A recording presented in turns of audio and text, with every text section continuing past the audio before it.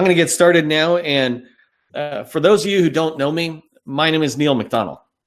I've been a small business owner for a long time. And one of the challenges I saw in 2018 was how unstructured the advice was for small businesses out there. And I really wanted to try to help improve that. And so I started the HUBZone Chamber of Commerce, which is the foundation of everything I'm doing going forward. I'm still a small business owner and I still need to make money, but I believe that in order to be a success in the federal government, you just need to follow a process, and a lot of that process is being charged for.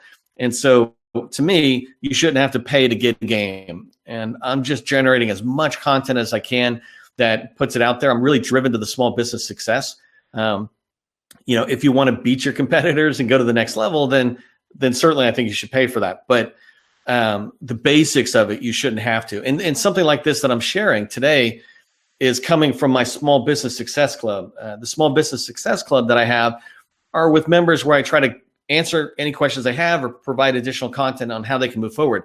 So today you'll see me talking about how to prove that you're a SME to the federal government. How do you do that on a regular basis, whether it's proactively being pushed to them or when they want to find subject matter experts, your name and your company name is kind of coming to the top. This particular webinar is based off of questions that came out of the Success Club. And I believe that I can share a lot of this content for free out to whoever, right? Whether it's on YouTube or the HUBZone Chambers website. And then inside the Success Club, I just answer more detailed questions about, hey, Neil, how do I do this? Or where do I go on this? So anyways, I've been doing this a long time. And today's webinar, we're going to talk about you're already a SME, right? I mean, I'm not trying to teach you today on how to be a SME. I believe that you're already a subject matter expert in whatever you do, and you just want to be known as that. You don't want to be a subject matter expert that no one knows about. And so today's webinar is designed to help you move that forward, help you begin to get visibility throughout the federal government as a subject matter expert. So we're going to talk about the prereqs, things you need to do to get started on creating the content, having tools in place. We're going to talk about marketing activity, right? It's one thing to create the content, but then how do you get it out there? How do you begin to circulate it? And I'll tell you, I'm an example of that. I'm switching off of an IT career basically for the last 30 years in the federal space, last 20 years as a business owner in the federal government. And I'm moving off of that and trying to market myself as a subject matter expert in the HUBZone program, in government contracting, small businesses, et cetera. So there's certain areas where I want to be known as a SME, and I follow the advice that I'm giving to you today. And then I have some last minute tips that we'll talk about that just didn't fit in anywhere else. And we'll end the webinar, like I mentioned, with Q&A. Hey, Trevor. Thanks for joining. So let's get started with the prerequisites. And as I go forward, everything in this presentation follows a certain format. I start off letting you know the agenda of a particular section. So in this case, prereqs, and then you'll see it wrap up and we'll move forward. So if you're trying to follow through, that's the way I lay it out. So in prerequisites, we're going to talk about you having to choose a topic that you're the SME on. Like I said, you're already that way, but you want to choose that topic. Then we're going to do some of the necessary steps out in social media, get the accounts you need. We want to create defaults. As you create content and you're sharing content out there, you want to make sure there's a consistency in the message that you're delivering. So if I'm talking about a webinar on how to be a SME, only part of that should be unique, right? The topics I'm trying to share, but the rest of the data will be common. And so that's what I mean by defaults. We're going to get into the top tags and keywords, which is basically how people find you. And then the last thing I want to talk about is key industry partners. This is really important to understand that you don't have to be the only one creating content. Microsoft, for example, for an IT company is a great content creator. And there's this way you can reshare their content or piggyback off of their content. So let's talk about, being really focused on one core competency. And when I describe core competency, it's really important for you to understand that it doesn't mean you're limiting yourself to that one thing. It's like, I'm just going to be known as just a SharePoint person. That's going to be my example through this whole webinar, I think. But I don't want to be known as just a SharePoint person when I do these other things as well. The reality is you need to be known as something so you can get seen among all the 200,000 plus businesses that are out there competing with you. When you're known for something and you get in and you do good work, then you can begin to build additional business with that customer. That business can expand into other areas of SharePoint or Microsoft, or more importantly, you can take your SharePoint experience and go to a different customer, and now you've got that past performance. Often people are too spread out on what they do. They do development in one customer, network engineering in another, or different types of construction. I'm not as good with my examples on construction, but that idea that you're doing it at doing different things at different customers, it doesn't really lend yourself to becoming an expert. But if you have a core competency and you really focus on that, you get known for that. And then once you're in, they know that you're a good company and they will give you the next level of work. And I'll show you examples of what we're talking about. This, for those of you who don't recognize this picture or the information, I was putting together the slides and I was thinking to myself, it's important for me to occasionally share history with people out there, just in case they're not totally tracking on it, or we got so much going on in life we forget. But in Normandy during World War II, this was a huge deal, is getting into Europe and beginning to end the war. And that's pretty much what D-Day was the start to the end of the war. And so in the federal government, so during World War II, what they did is this landing on D-Day, and what they established was a beachhead, and you can see that with the dotted red line. And the idea was Normandy's in France, and they landed there, and they established a presence. Once they had a presence, then they were able to just march everywhere throughout Europe to begin to end the war. I don't want to summarize World War II in 2 seconds, but that was the idea. And if you take this analogy and you put it into your own analogy, you could think of this beachhead as some part of the Navy, for example, or throughout the federal government, one particular skill set like SharePoint. You establish a beachhead. Once you're on there and you solidly have a foothold, no one will be able to push you off of it. Now you can start moving inland. And in your case, inland is, additional business, additional competencies. So let me go through a couple of examples here. And I use a couple of groups that are folks I work with in the Success Club. And so Bain Group is an IT consulting firm. They do IT consulting, do a lot of good stuff, and I don't want to summarize it for them. I'm not doing their commercial for them. But if we think about how can they focus on a core competency that allows them to demonstrate their subject matter expertise in this one core competency, you look at IT consulting and it's just too crowded field. And the way I talk to them, and I've talked to others, and even myself when I was doing SharePoint, you walk yourself down through this. Microsoft has a lot of different products, and we call it the Microsoft stack. But even that's too high, inside of Microsoft. Well, they have an Office 365 product, which many of you might be familiar with. And that Office 365 product could seem small enough, but the reality is it's huge. It's got Microsoft Dynamics, Microsoft Office is now in there, all these different products. And so if you take it one further step down into SharePoint, now you've done a good exercise on identifying the right core competency that's down there that you could own and demonstrate yourself as a subject matter expert at. I think Vinformatics is on the webinar today as well, and they're another company that does in IT consulting. But as I was talking with them and we were walking down, I realized mobile development was something that might be a really good thing to be demonstrating yourself as a subject matter expert, because they have a lot of good past performance, the same way the Bain Group has on SharePoint. Let me use another example, and this one's a completely different way of looking at it. And this is Blue Star Technologies. Patrick over there, his company is, they do IT consulting as well. They're an IT company in the government space, and they do some other things, but they really want to become known as experts in machine learning. And so one of the reasons I say machine learning is a great one to pick on is because it's future technology. It's the direction everybody's going. People want to know what's out there. And just so you guys know, if anybody's talking to me at all on chat, I'm not looking at it. So occasionally I will look though, and somebody just give me a sound check just to tell me it's going good. And so maybe we do it now with a sound check. Anyways, I really like that it's a future technology, because that means everybody in the government needs to know about it, but there's hardly any subject matter experts in both the government itself and then in industry. There's really not experts out there when you start talking about artificial intelligence, machine learning, virtual reality. The world's wide open on that. But if I was talking about some of the stuff I've done in the past, well, there's 5,000 companies, 10,000 that do what I do. But this one's really good because it gives you a chance to dig deeper in there. So it's very easy to pop above the crowd and differentiate yourself. And that's a big thing, right? The government talks about if you have a capability statement, what's your differentiator?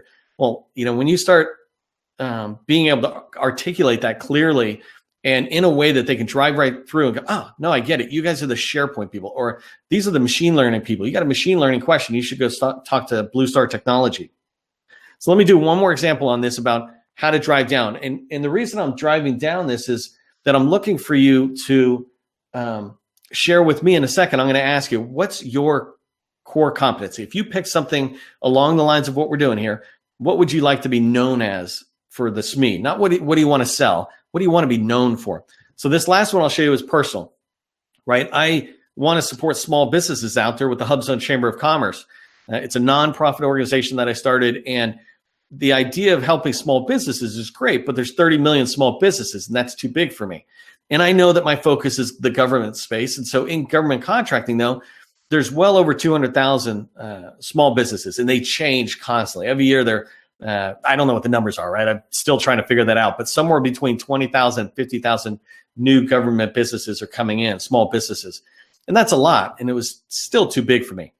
Inside of the SBA, there's these 4 small business programs: the HUBZone, the Woman Program, the SDB, the Service Disabled Program, and the Small Disadvantaged Business, the 8A program. I looked at that and I said, well, those 4 are too broad for me. It's still too big. It's not focused. So I came down to the HUBZone program. Now I'm walking this backwards a little bit. It's a little reverse engineering, if you will, because I knew I wanted to start with the HUBZone program. But as I looked at this layout, I realized that what I'm doing for the HUBZone program is very useful for all small businesses. And that's why these webinars, I don't try to exclusively invite HUBZone companies. I invite any small business, and frankly, any business that wants to do work with the government. I invite them in so they can understand it. But as we move forward in the chamber, we're going to begin to support women-owned small business programs, veteran-owned programs, businesses, and small disadvantaged businesses. It's something that we can do as we move forward. But right now, we're trying to become the subject matter, or trying to demonstrate ourselves as the subject matter expert in the HUBZone program.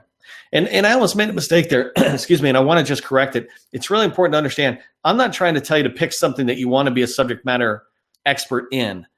I'm saying, look at what you do and realize that you are the SME, and now go get credit for that. Go market yourself as that.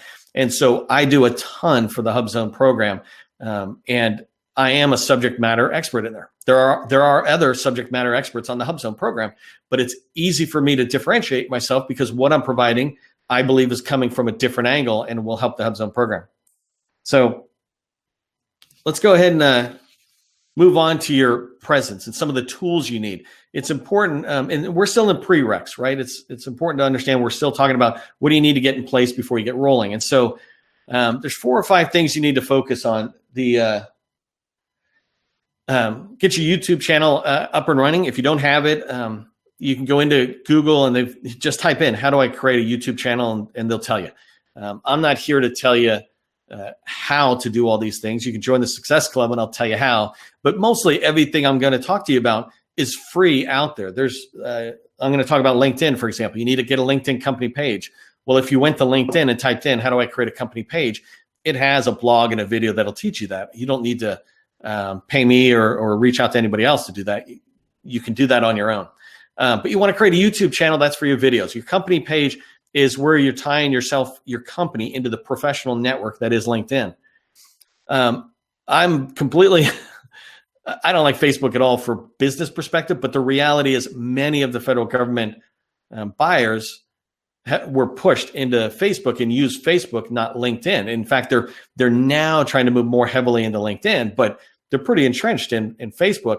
And I resisted it for a while, and now I'm saying, that I need to back off a little bit and realize that go create a company page on Facebook, and you build these LinkedIn page and Facebook pages off your own account. So it generally should be the owner of the company. That way it's tied to the company for life. But create a company page, and then you're able to really tie in tightly with the federal government offices that use Facebook.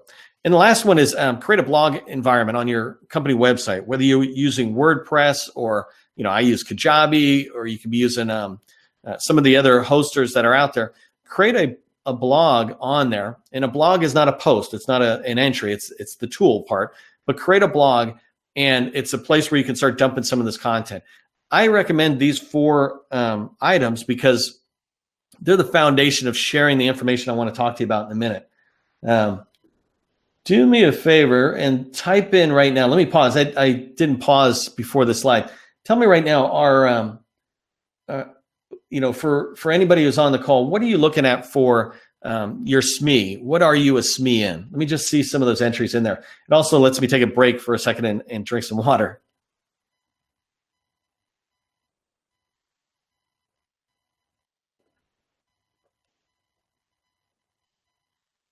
I see the sound checks. That's the good stuff. Thank you.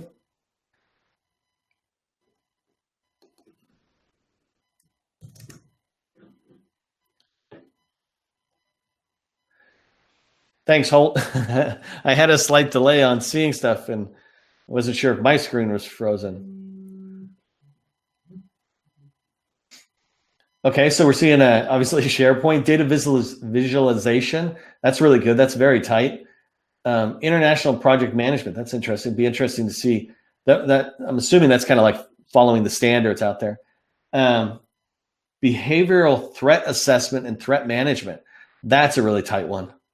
That's one that I look at and I think to myself that there could be a lot of content that can be created. So slight little marketing plug there, but basically I get down to background screening, and that's great. That's vital out there too. So okay, so as we're going along, do me a favor, keep typing this because I can look at these afterwards, and it'd be great to follow back up with you and see kind of the stuff you're doing.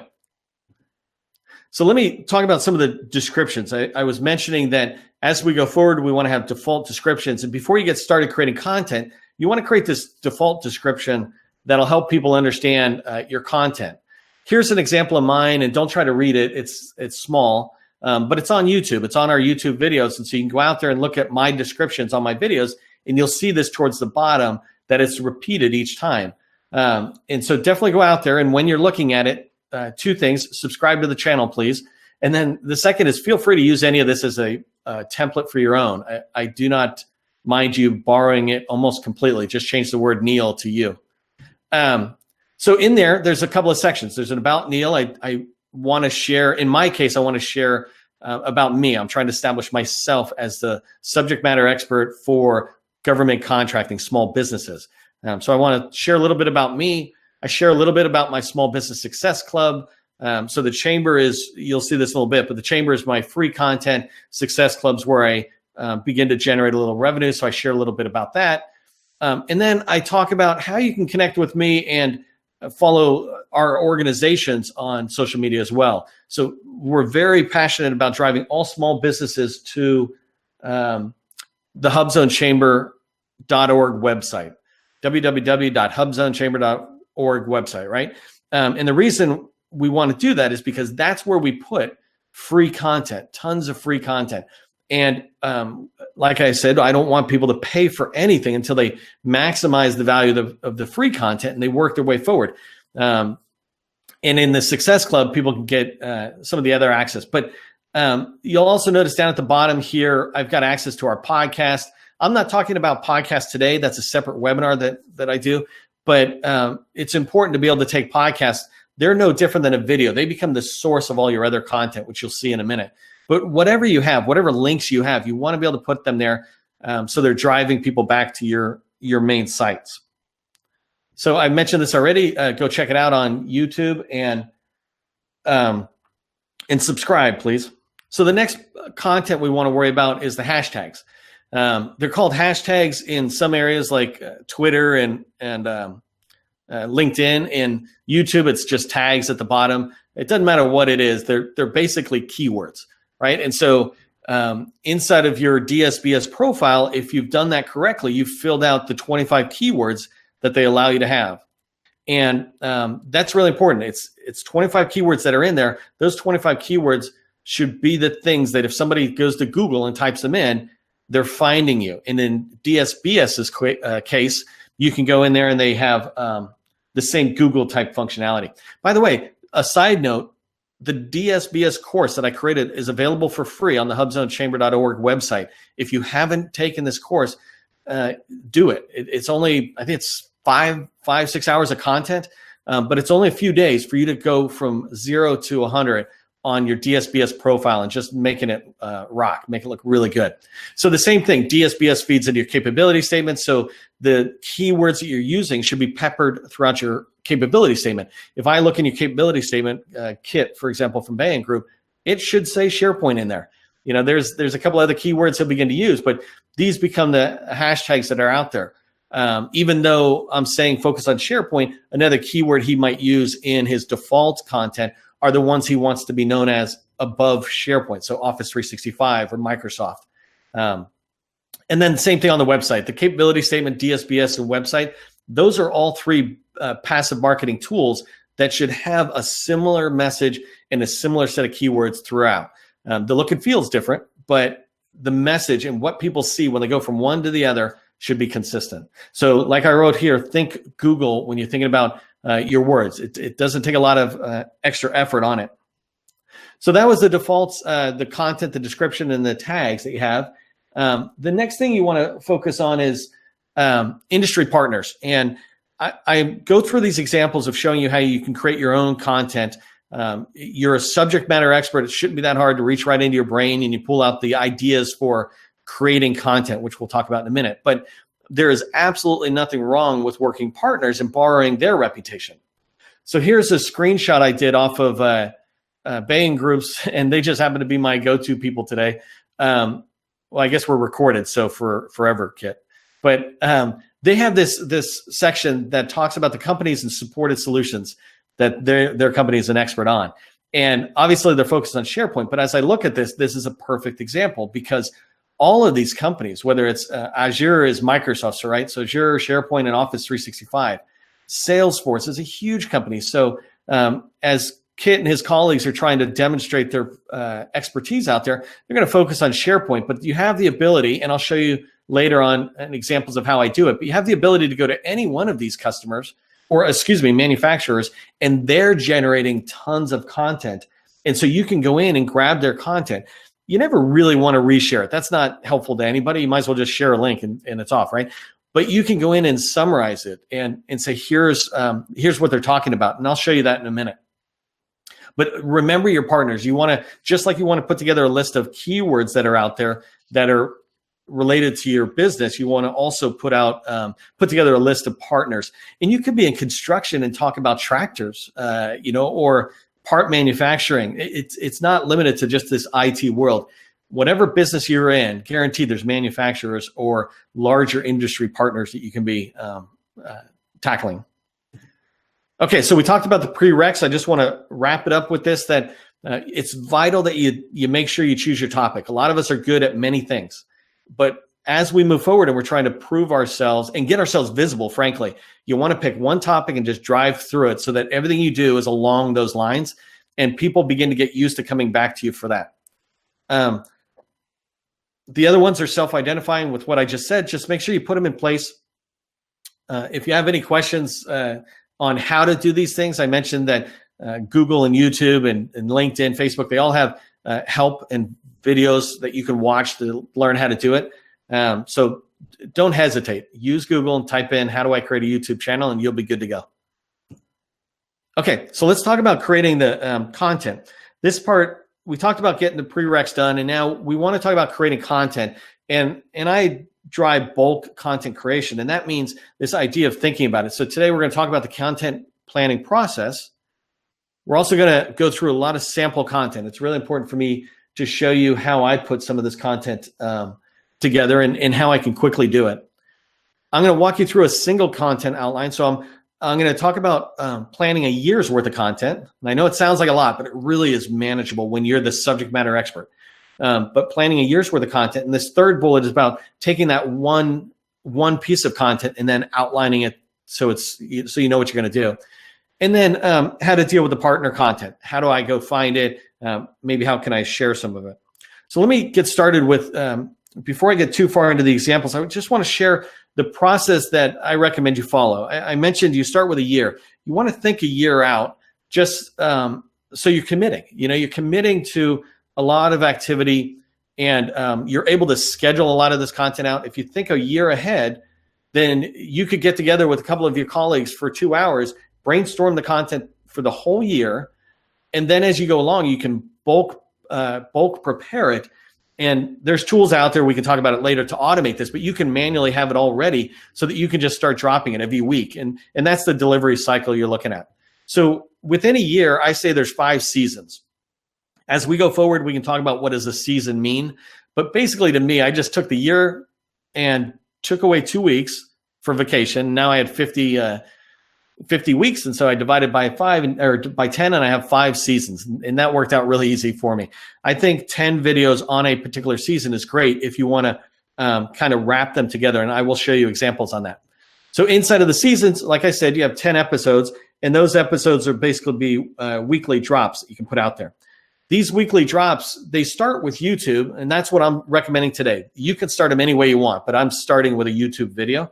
And by the way, this webinar that I'm doing, I can record this. So you don't have to be a face to the camera. You can just do PowerPoint slides. You can do anything you want, but you have a YouTube video that gets started, and from that, you will be able to create a LinkedIn article off of the content that was in the YouTube video. You can also do a LinkedIn post, and I'll show you what that is, but it's a smaller version of the article. You can do a blog post, which is basically a duplicate of the LinkedIn article. So an article is a post on, a blog on LinkedIn. And then last one is Twitter. And so I'll talk about those guys in a minute, and I'll show you some examples. So as a wrap up on that, though, remember, we're going to be planning. When you do this for a year, you want to plan it, and then you can create in bulk, which is very easy to do. And then you schedule those releases. And so that's what I was talking about. So they come out every week. So let's go ahead and take a look at some of these examples that I did. So this one here, I do something called the homework series, and it took me 5 minutes to do what I'm about to show you, this planning out session, right? I do the homework series, and the purpose of the homework series is for me to teach government contracting small businesses out there about the Navy or about the Army, et cetera. I'm always hearing the government say we need to do our homework, or the large prime saying you need to do your homework. And anytime I hear that, it just makes me realize that those people don't understand that a small business means that those people are wearing many, many hats, and they have no idea how to do the homework sometimes. I've talked to government people who don't know how to do the homework sometimes. And so I thought I could put together a series that allows small businesses to get rapid chunks of understanding about the federal government in a certain way. So I planned out my 2019 agency homework. So this particular homework series is on agencies. That's my equivalent of SharePoint, if you will. So inside of here, I then said, I want to teach people my 5 seasons are DHS, HHS, because these are both big. DHS has, I think, 17 components. HHS is huge. And then the Air Force, the Army, and the Navy. So those are my 5 seasons. I said to myself, I want to be able to teach folks that. And then for the episodes in the first season, the Navy, for example, I just lined up the 10 buying commands that they have. There's 10 buying commands within the Navy. I want to be able to quickly teach people out there with my content, my free content, where I'm demonstrating myself as a subject matter expert on how to get into NAVC. What do they buy?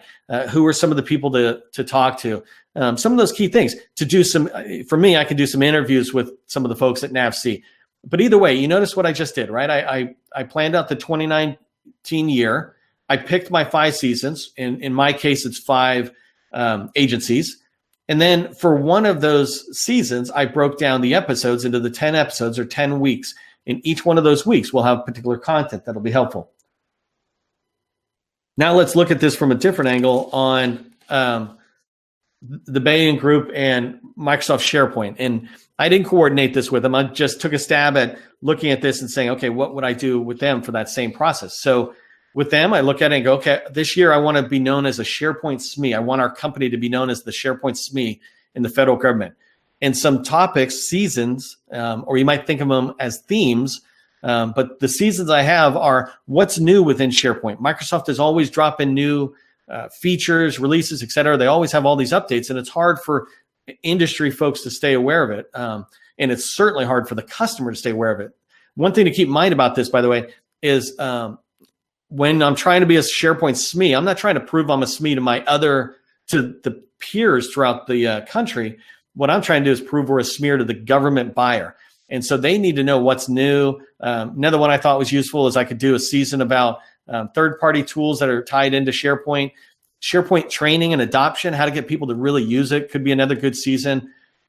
Business solutions, those are applications is another word for it. But basically, what are some of the business solutions that are being used around the federal government out there? And then the last one, and I use this as my example, is migration. A lot of people are still moving in the government from what they call on-prem to the cloud in SharePoint. And so here I thought, well, let me break that down into some episodes I could do. And these topics that are coming up, you can see them are ones that are important when you're about to migrate SharePoint from computers on your site to the cloud to Microsoft. And so these are all really important things. And each one of them could be a 5-minute, a 15-minute, or an hour-long video. It's up to you to decide how long you want your content to be. It doesn't have to be overly long. But I quickly did this one in 5 minutes, and I haven't been a SharePoint SME, let's say, in a year. I've been more focused on the small business world, but it still came back to me because this is my area of expertise, and I was able to come up with 10 episodes. And now let me break it down a little further. So in here, I looked at what we have for SharePoint and Bang Group there, and I'm looking at the workflows. And so let me just take one episode within one season. And how would I break that down? Well, the way I would do it is like this. I've got workflow as my video that I want to create, and I'm just trying to quickly create an outline of what would I talk about. And so for SharePoint, there's 4 types of main workflows that I would talk to folks about. They're the out-of-the-box workflows. There's SharePoint Designer workflows. There's Nintex workflows, and then there's custom code workflows that are really complex. And what I would talk to my customer about is, look, when you're migrating, you got to be really worried about these. And the complexity of the migration goes up clockwise from the out of the box. So out of the box, there's low complexity. And then as you move forward, it just gets more complex until you get the custom codes workflows. And those are highly complex solutions. Doesn't mean we can't do them. It just means we have to pay attention to them, whatever it is. It's up to Kit and his colleagues to write the video. But you see what I'm doing here is I'm planning out what do I want to talk about through the year? What am I an expert about and I want to be known for? SharePoint. And then what are the 5 main themes I can talk about? And then for each one of them, I did this in 5 minutes, and I'm positive that the Bain Group could do the same thing for the other 4 within less than an hour, and they'd have planned out the entire agenda, if you will, of what they're going to drop, what every episode will be. And then I showed an example here of just how to lay it out. But this is really cool stuff because it shows you how quick and easy it is to plan. A lot of people get a little overwhelmed with it, but if you just sit down with your colleagues or yourself, if you're a one-person shop, but if you just sit down and plan this out and take an hour and just brainstorm on a whiteboard or on a piece of paper. Don't do it on a computer because that blocks the brain from thinking faster. But you can really get rolling. So let me move over and talk about, this is my own content, right? This is our own content that we create, that we have. But I want to talk to you about partners and finding partner content. There's a lot of different ways, and I didn't want to just fill it up with many, many slides. But inside of here, you can see that this is one area that I went. I went over to Twitter because a lot of these guys use Twitter a lot. And I found the Microsoft SharePoint team has their own Twitter site or account. And this is where they're dropping stuff. And this was the tweet at the top that was just posted on January 30th. And it says mega release announcement, which is a spin on their thing called Mega Menu. But it's, for me as a SharePoint guy, I'm like, this is awesome. I know how many times customers have asked to have SharePoint look a lot more modern and friendly, like the typical internet sites out there. And so as an expert, I could come in here and grab this content. And rewrite it. I might even take a second and do my own screenshot. Like if I was the Bain Group and they have their own internal demo site, I would use that. So it has my company branding in there, get a little extra visibility. And then, you could write a little blog about this. For a person who's a subject matter expert, you could write a 200-word blog, or you could record a quick video on how to do this in less than an hour.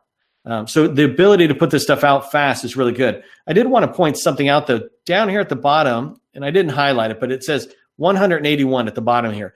And those are retweets within Twitter. So somebody came along and just clicked that and shared it. I'd be willing to bet that 95% of those people just retweeted it without saying anything, without adding any other value. And that's kind of the nature of the of Twitter, and you're sharing it around that way. But if you're going to create content and you're bringing it back into LinkedIn and back into YouTube and your website, then you want to add value by adding your expert opinion to this new functionality that Microsoft has. Other ways you can find content, not just on Twitter, but you can follow them on their websites. If you go to Oracle, for example, or John Deere, they put things in there. They put information that's very useful. If you're in cybersecurity, the people who buy from you, your potential customers, are always trying to stay up to date with whatever's going on. If they can begin to see you as that person who's providing that information, the company that's providing the information, that'll go a long way to proving that you're the subject matter expert. Okay, so just reminding you here on the content part, it's just a process. I say this all the time, and there's other people who say the same thing, because the fact that government contracting is not a process, it's not a secret, it's a process, is not new, right? That's been around forever. Everything done right is done following a process. So as you get forward, or as you move forward, just take a look at some of these slides that I did, and you can plan it out pretty fast. So let me talk about some of the activity that's out there. Here in this section, I just want to talk about how to repurpose your content. And then I'm going to show you some of the content I've used. It's a best example is I can show you how I'm demonstrating myself as a subject matter expert out there. So the first thing on repurposing, I mentioned that you're going to create a video. And when you create a video, the ultimate target is to post that on YouTube. So you upload the video to YouTube. From there, you would then write a blog, and you're using the notes that you already created to prepare the video. So when you did the video, you had an outline. Some of you might have scripts. Like I have very detailed scripts on some of the things I do, and others, like this webinar, I'm speaking from experience, but not from a script. So when you move into the blog, you can take that video outline, and that gets you right to the start of writing that blog. And then the goal of that is to post that blog on your website. You're trying to drive people back to your website because that's where you're showing that you're a government contractor and you have all these services, et cetera. So for you, you're ultimately trying to get people back to that website. From the blog, you can quickly modify that. And I'll show you an example in a minute. But here you want to write an article and put that on only users, not company pages, can have an article. So you put this article or blog post on the generally the owner's profile, but if you've got other people in the company who are writing stuff, it can go on their profile as well. But the idea is you're then going to share that in a minute. One of the things to keep in mind about an article is it doesn't have to be word for word the same. It absolutely could be, but it doesn't have to be. It could be a summarized version or just the top section of your blog with a link from LinkedIn back to your site. So again, you're driving people back. After you write the article, then you want to write a post. And so you'll put the post on your company page, pointing back to that article, or you can point them back to the blog. But you're writing a post out there saying, hey, we just dropped some good information. I'm not telling you how to do it here, but that's where you do it, right? You post it on the company page, but then you want to make sure your staff is trained to post that as well or to share. I try to do that with a lot of you out there as well, is to say, when I put some content out, could you like it? Could you share it? Well, the people in your company absolutely should share that stuff.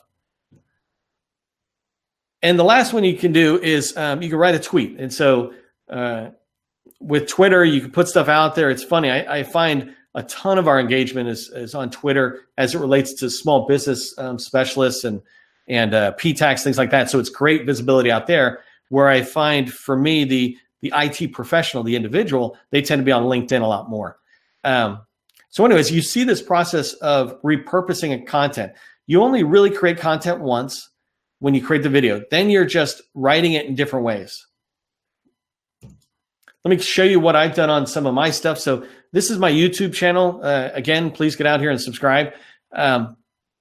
This is fancier than yours because I've got people who are helping me, right? So my team, I'm generating content and they're helping me display it. So it's useful for you. But in the beginning, it doesn't have to be configured this greatly. You just need to upload your content here. And so for us, we just drop it into the videos. But you can see what it can end up looking like when people start coming to our site. I've been doing this particular part for about a year now. And so the more we have and the more we decide the best way to show it to our potential audience, the more we'll improve it. But from your standpoint, you just want to create the content. And right here where it says free training with Neil McDonnell or ask Neil McDonnell tips, those are basically your seasons as you move forward. So that was YouTube. Did the same thing. And hold on one second. So the same thing here with the blog. This is on HUBZoneChamber.org. We have an extensive blog in there, and I repurposed a video that I did, this video tutorial. We repurposed it into a blog. I've done that with the 10 tips as well, where we did the video, a webinar just like this, and then we came back and wrote a blog. Ironically, this particular webinar, I'm going to do the same thing. When it's done, YouTube will give me the video back tomorrow. It'll be processed. And then my team and I will quickly write a blog that we can put on our site that summarizes some of what I'm saying and points people back to the video. So this is our blog. This one here is a LinkedIn article, and so it looks a little different. This is how LinkedIn articles look. But some of the key part to see is, right here, I can see I've had almost 700 people looking at it. The part I really like is the number of people who've given it a thumbs up and 23 people talking about it. But the biggest one is this arrow here. That's a reshare, or excuse me, a share. That means people shared it out to their LinkedIn connections.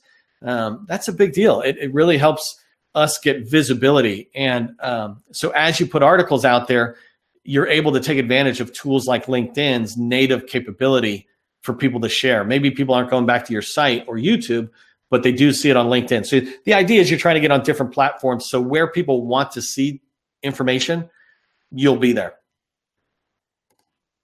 This one here is an example of a LinkedIn post just did a few days ago. And a couple of things I want to show you on it. You can put a video here. You can put a link to your YouTube video, a link back to your blog site.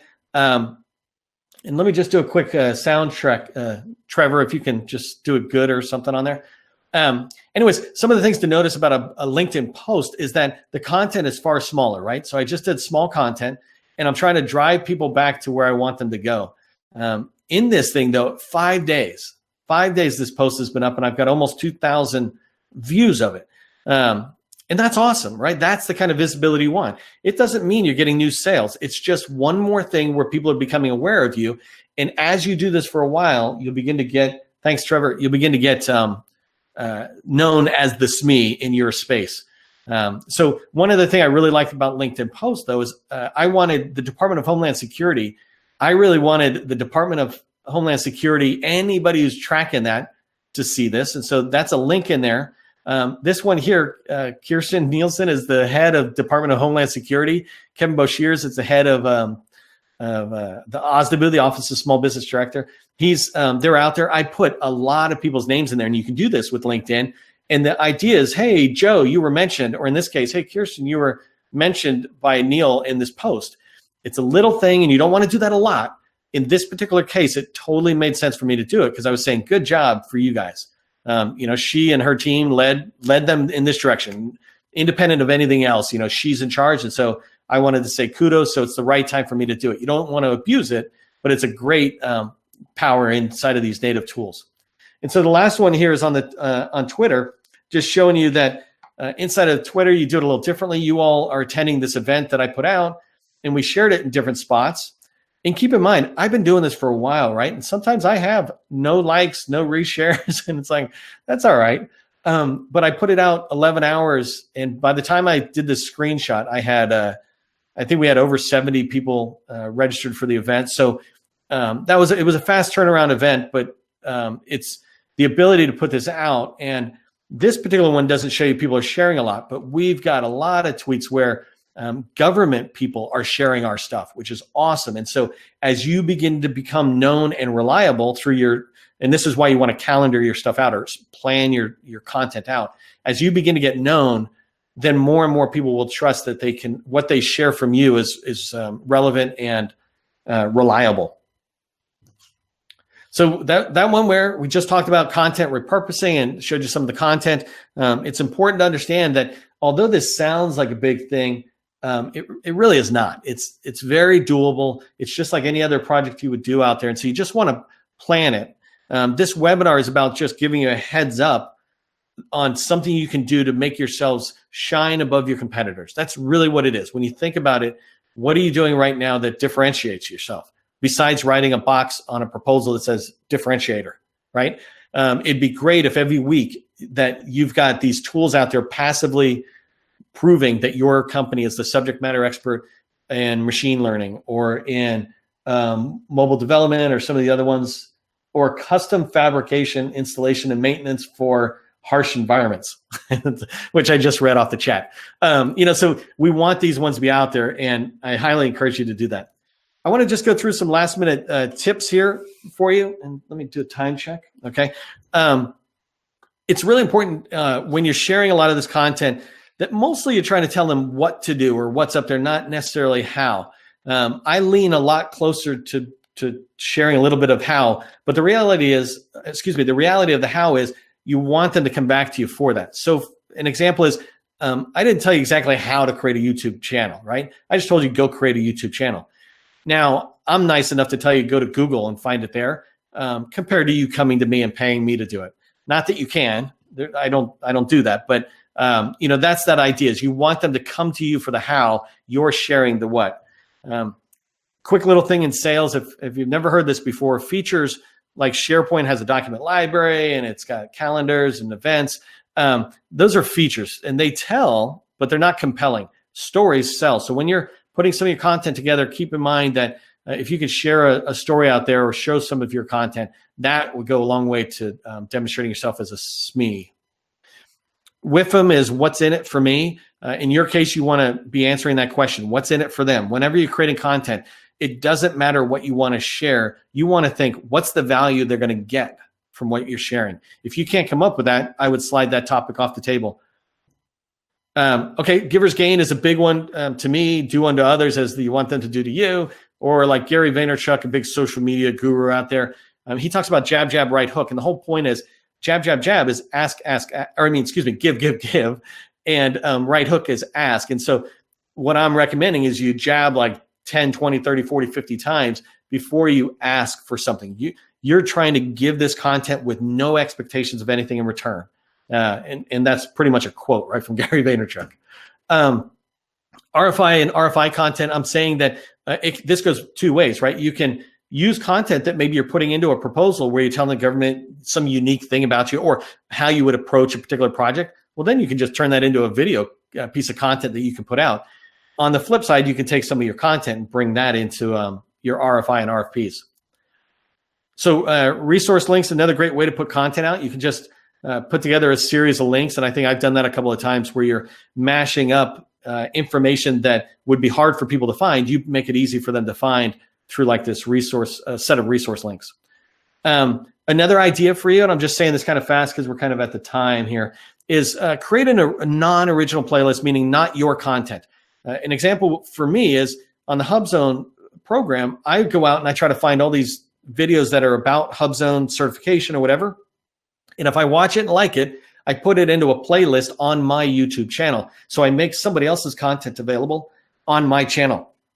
It's similar to the partner one where I'm getting credit because even though Jane is the one who prepared that content and you know it's Jane, you're watching Jane, but because I pointed you in that direction through my playlist, you give me a little credit. You can also summarize podcasts. If you listen to podcasts, Microsoft's a big one, right? But if you listen to any of the podcasts, you can summarize it, and in your summary post or blog, you just make sure you're pointing links back to whoever that podcaster is, and making sure you're giving them full credit. But now I give you credit for bringing me to bringing them to my attention. Last thing I want to say on this one is be patient. It's a long game when you talk about this kind of activity. I've been doing this particular thing with the HUBZoneChamber.org since, really I've been doing it since March, I think, right, of 2018. So it's getting ready to come up to a year. And for the first 6 months, I was fighting things about credibility, and apparently there's a lot of fly-by-night government contracting consultants out there. But so I had to fight that kind of thing. And I just had to keep giving. And pretty soon, the credibility was there. It doesn't mean the business is here yet. That'll keep taking time. But, you do this for a little while. And in the government contracting space, years is not a big deal. Because if you go after any kind of serious contract, it's going to take you 12 to 24 months to win it. So think about this from the long game, and you'll be totally fine. So just a reminder of what we talked about, and you can go back and look at this when I post this video up on our YouTube channel. But really, you want to put the prereqs in place, get those things done, then create a plan around the content, and begin to create the content in batch and bulk. Move it out through marketing activities. You can figure out how to share it on the seasons or themes, and then come back and take a look at some of the last minute tips. And we're going to move into the Q&A in 1 second, but I did want to just do a quick plug about me, because I do need to eat, right? And so I provide a ton of content out there. I would say 80% plus of what I know, I provide for free out there, because I believe you should not have to pay to get in the game. So if you look at the YouTube channel, the chamber.org site, if you look at my LinkedIn profile, I just put a ton out there. And I believe that if you're out there trying to get into government contracting, we should be able to share that for free, our lessons learned. If you want to be able to ask me questions as you go along, a lot of people in Success Club, in the Small Business Success Club, while I provide some content and unique training for them, the real value for everybody in there so far is the ability to talk to me on a regular basis and ask me any question, and give you an understanding of who's in the Success Club. It's people who are just getting into government contract. They haven't even had their first one yet. And there's people who are, and I'm sorry, and they're already successful business people. If they don't have any business at all, I push them over to the HUBZone Chamber. But they're already making some revenue. They're just not in the government contracting space. And then all the way up to companies that are trying to get to the next $25 million win. They're already very successful, but they want to go to the next level. I've got years of experience. This Success Club just gives you access to that on a daily basis. And then the last way is the Small Business Mastermind group that I have. It's only for companies that are over $1 million in revenue. So anybody under $1 million in revenue, don't talk to me, because I want you to make money before you begin to reach out to consultants like us. And then in this particular group, this is where my team and I help you go after strategic goals to achieve them. And those goals generally are revenue goals. So that's a little bit about me. I would highly encourage you to go to the chamber.org site, HUBZoneChamber.org, and make sure you join. And I'm going to pause. I know we're at the end. I have no new information to share, but I've got 30 minutes. I'm willing to hang around if people have any Q&A. Be happy to answer any of your questions now, because I won't be around to answer them later, but I will post the video. So that's me taking a break. What do you use to create your videos and webinars? So Island Green Associates. I don't know if Island's your first name. What I use right now to create my videos, when you see me do just face-to-face video type things, is I use my computer camera. It's got a built-in camera on my laptop, and I just point it at me. And so that's what I use when I'm doing videos for Whiteboard. And Microsoft Windows has a lot of these free tools have cropping capability, meaning I can cut off the beginning and the end to make it look pretty nice. I have more advanced tools that I use for sure. Adobe Creative Cloud. I use Adobe Captivate to do training. Those came from what I used to do for my customers, and so I was just used to keeping them. I use a tool called Spreaker.com or a service called Spreaker.com, and that's Spreakers. I use them for podcasting.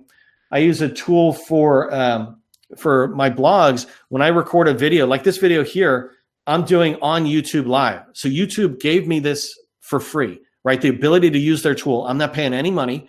I'm using something called YouTube Live that's for free. And they will record this video. They're recording it right now. They'll give it back to me tomorrow, the next day. And I have the ability just to chop the beginning and the end if I want. Like the beginning of this video has a lot of me just chattering before we got started. But so far, it's all free tools. So as you move forward, I would start with thinking about just using your own camera or YouTube Live. What other questions do we got here?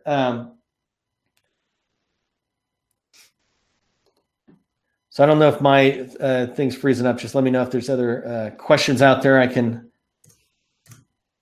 answer for you. And then there's this other one I saw.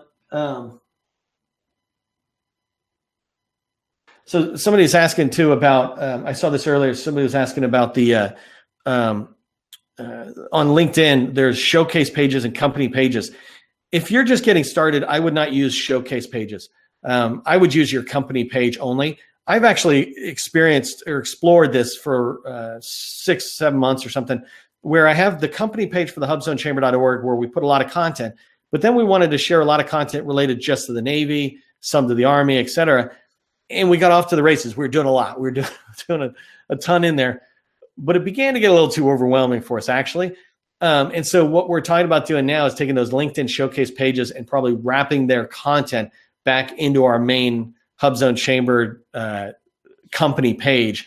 So that's all I would use on LinkedIn for now is your company page. You want to get your followers up on that company page because anytime you post something there, the people who are following it will get notified that, hey, somebody just posted some new content out there. So there you go. Somebody else had information, same thing I just said there about YouTube Live's the best bet. Some other tool I use, just so you know, I use a tool called rev.com. If you have a recording of something, if I wanted to do this on this particular video, I can take this recording, take it and send it to rev.com. And in a day, they'll send it back to me for $1 a minute. They'll transcribe it completely. So when I talk about writing a blog, often what we'll do is we'll do this video, then we'll take the recording, send it to Rev. Rev will come back and give us a lot of the everything Neil said, right? Everything I said in writing, and then we just reshape that into the blog format, which makes it much easier to see. We're able to pull out any tips I might have said throughout the video that I didn't really write down at the end. So, any other questions out there that I can help you with on it? And by the way, as long as you're near the chat too, how did you feel about the content? Was it useful content? Was it helpful? Is there something I can do to improve it? Give me some of that. I did want to let you know too, while you're chatting in there, that on the value you found, I want to let you know about some webinars we got ready to be scheduled, and they'll go out in the next day or two. But one is on how to create effective capability statements. And this is off of 100 small business professionals and contracting officers giving us feedback saying the capability statements that they get are just too much like a white paper and not enough like a capability statement where you can get it in 6 seconds. The other one is how to cold call government contacts, how to find them and cold call them. It's one of the big questions. Another podcast we're doing is, webinar we're doing is on category management and the top 41 contract vehicles. They're called best in class vehicles. And so we're putting out a video on that this week. And then we're going to schedule a follow-up webinar that teaches you what you need to know about category management and best in class contract vehicles from a small business perspective. Everything I see out there about category management teaches it from a large government or a large government prime or the actual government's perspective. But for us small businesses, I don't need all the details out there. I just need the part that matters to me for me to be successful. And so we try to present that data to you in that particular way. Taking a look at some of this other stuff. Thank you for the feedback there, Deborah. Thank you. Thank you, Benu. Like how you went over the social media. I missed the first half. Went over Twitter a little bit. And so the question was, do we talk much about Twitter? I actually use Twitter as an aside. I don't see my buyers being on Twitter. Ironically, what I see are small business advocates are on Twitter. So the small business development centers, the the SBA themselves, P-Tax. I see them on Twitter a lot, but I don't actually see the director of IT, for example. And so every part of social media is on a different section. And then coming down, hi, Ann, thank you. Welcome. Thanks, Trevor. And there's some. Okay, I appreciate the feedback, everybody. And remember, if you do me one favor, go subscribe to the YouTube channel. Help us get a channel name or URL that's a little more easier than 55577QR2 or whatever it actually is. I don't see any other questions at the moment, so I think we're good. And I'm going to wrap this up. We'll go ahead and end this now, and I'll get that video out when it's processed.